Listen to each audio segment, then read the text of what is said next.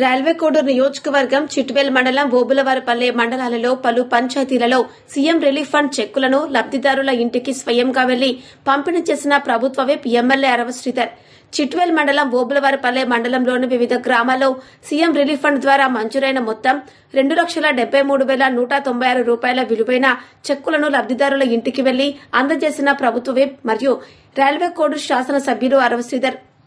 లబ్దిదారులు సింగన రుక్మిణమ్మ 1,40,000 రూపాయలు, తిమ్మయ్య గారిపల్లె చిట్వేల్ మండలం, గడ్డం చలపతి 25,166 రూపాయలు చిట్వేల్ పట్టణం, సింగయ్య గారి రాజమ్మ 1,08,030 రూపాయలు ఓబులవారిపల్లె పట్టణం.